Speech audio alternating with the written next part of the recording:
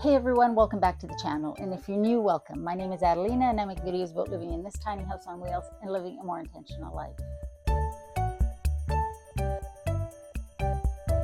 Today, I'm going to share with you my number one tip, hack, suggestion, strategy for finding the best tiny house parking spot.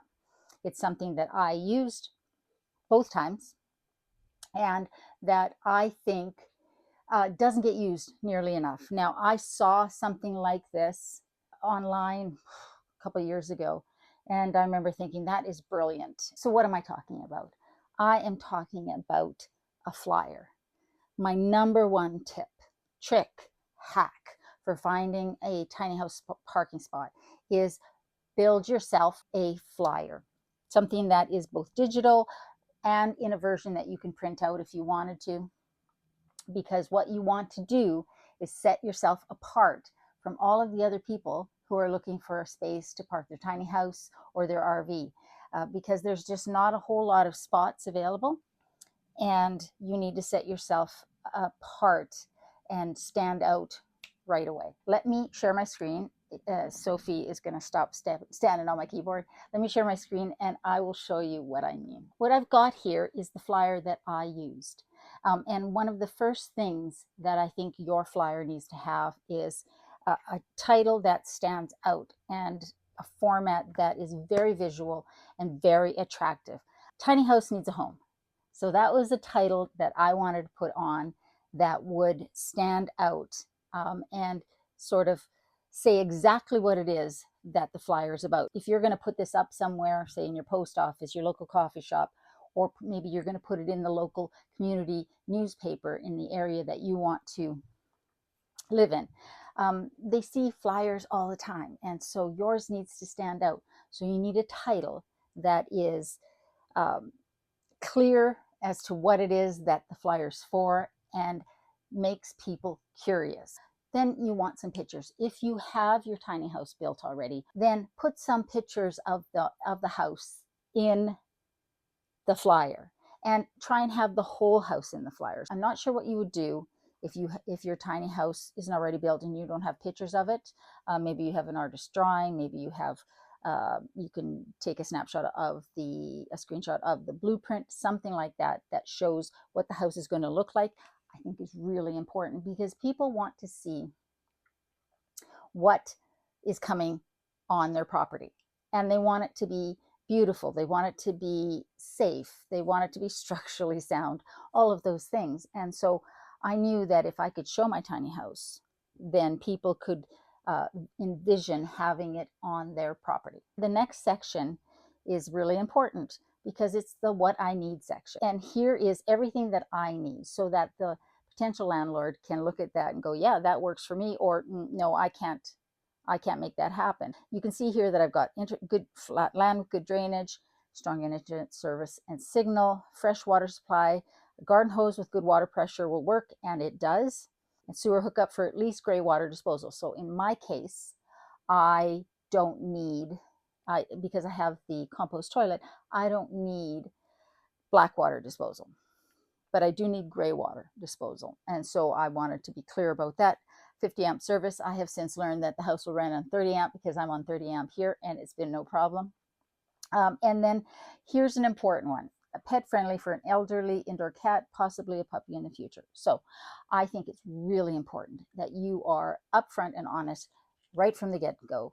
If you have pets or if you plan on getting pets, because it's not fair to the landlord for them to think they're getting one thing and then have something else show up or happen in the future. So if you have a dog, say so.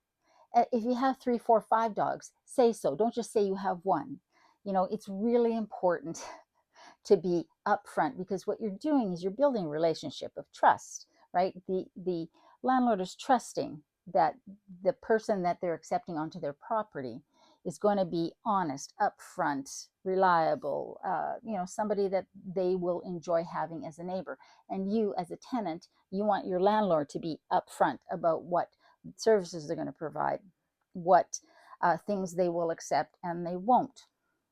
So this is really an important part of the flyer. The next section is the why let me park on your land. So here, this is a really important section because I wanted to get a potential landlord excited about having me on their property. So I thought this was a really important section, reliable rental income. Everybody wants a little extra money, especially nowadays. Everything is so expensive. Pet sitting, house sitting, extra eyes on the property when you're away. Willing to help with gardening and light yard work. You get to be part of the tiny house movement, a social movement that embraces downsizing, simplifying, and living a more intentional life. That one was really my sort of mission statement and something that I really wanted on my flyer. You will put whatever applies to you. You bring something to the table, so make sure that you are highlighting it here in this section. And then this section here is the last part, the about me and the contact me. Now, this phone number here, there's this app you can download that gives you a free internet phone number. So I didn't want to put obviously my personal cell on there. I did put my Big Tiny House Life email address on there, and then that text now phone number. And then a little bit about you, right? I'm a professional, full-time teleworker, responsible, friendly, reliable, animal lover, quiet and introverted. I think that most landlords want somebody who's quiet if they're going to have somebody on their property. And I love being near the water. So this is really a way to sort of set yourself, make yourself stand out. You could put things like, you love outdoor sports, you're really into horseback riding. You could put all sorts of things in there that, you're a snowboarder, or you love to deep sea kayak, you're an animal lover, all sorts of things, but things about you so that they get a little sense of who you are. You do, I think, really want to put in here that you are employed because the landlord is going to want a reliable source of rental income. So definitely put in there that you're employed and the type of work you do. You don't need to get too specific and share information that's a little too private on something that's going to be public, but something in general. Maybe you work in forestry services and you are in for 2 months or 2 weeks of the month and out for 2 weeks of the month. Maybe you have a passion for playing the violin, and that's something that and music in general and things like that. Put it there, because when you do that, it makes you seem human and real and likable, and they get a sense of your personality. You want to have an email and a phone number. I would caution against using one that has your name in it.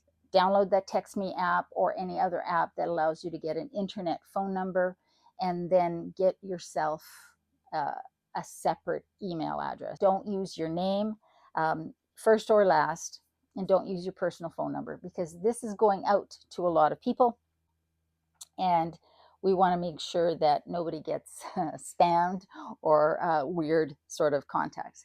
I would also caution you not to put if you're male or female. Particularly if you're female, I would not put that in here. I think you can tell by looking at this that this is most likely created by somebody who is of the feminine persuasion, but not necessarily. But I just try and keep it warm, inviting, intriguing, give just enough information for them to remember you and then want to know more. So why do I call this the number one hack, tip, trick that I have for finding a perfect tiny house parking spot, or RV parking spot, or schoolie parking spot, wherever? Well, because it makes you stand out. When somebody puts out there in whatever method that they have a parking spot available, they are inundated with people asking for information, wanting to come and look at it, wanting to just take it sight unseen. And I know this from talking to landlords that it's overwhelming, and it kind of freaks them out, because they get some pretty weird requests, and there are odd people out there sometimes. What does something like this do? It makes you stand out. And that's what you want to do.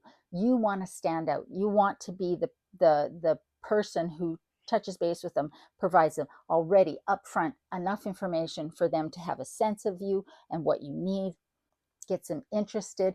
Obviously, it shows that you've done your work and you are professional, and that sets you apart from 99.9% of the people who are going to be contacting them, asking about that spot, wanting to park in that tiny house spot. So like I said at the beginning, at least I think I said at the beginning, a couple of years ago, I saw a flyer like that. I think it was on Facebook. I can't remember where it was. Maybe it was on the internet somewhere. And it really stuck in my head, because as soon as I saw that, I thought, wow, these people have got it figured out. They're on top of things. I already had a good impression about them. And I wasn't even a landlord, and I knew I was going to do it. So I didn't know how. And I am not a graphic artist. I'm not really good with Photoshop or laying things out, but I have a friend in Tennessee who is a graphic artist, and he was very kind, and he took my ideas and he put them together into this flyer. There was a couple of versions, some tweaking back and forth, colors and layout and things like that. But because he was a professional with an eye of a designer, he was able to put this together in a way that I didn't have to do a whole lot. So I think if you're serious about finding a really good parking spot, a really good landlord, it's worth the money in investing in having somebody build you one if you don't already know how to do it, because you will use it over and over again. When I moved here, when I reached out to the landlord here, I sent it. I sent it to every one of the potential parking spots that I was looking at. So I want to say thank you to Paul for for doing that for me. He's awesome, and I think if you have a friend who's talented like that, and you can have them do you a favor, or maybe trade some services with somebody that you know who does graphic design, but just get it done professionally, or do it yourself as professionally as you can. Make it clear, make it clean, make it eye-catching, and pique their curiosity. I think that's the most important thing. Next week, I'm going to go over how to use this and other strategies when you are doing your search, how to reach out, how to communicate, what you should do, the questions you should ask, that sort of thing. I'm going to go over it next Sunday in that video, because I think that this is the first step that gets you in the door and ahead of the others that are looking for the same spot. But then what do you do? If you are wanting to do something like that, feel free to take that concept, the title, the banner sort of thing, what you need, why they should want you on their property, and then about a little bit about you, and then your contact information. Those 4 sections are the sections that should be in your flyer. Make it unique, make it yours. Put some pictures of your tiny house on it if you have it.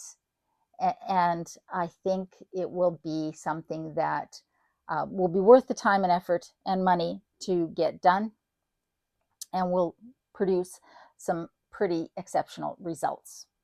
So I hope you enjoyed that video. I've been wanting to share that for quite a long time. I get a lot of questions about my process and how I found parking spots and options.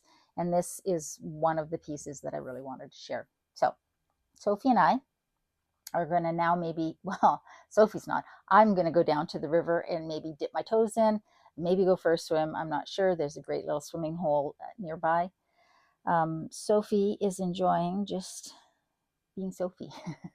So, okay, guys, I'm going to leave it there. I hope you guys are doing well. I hope you're staying safe. Remember, in a world where you can be anything, be kind, because this world needs so much more kindness. I love you, and I'll see you next time.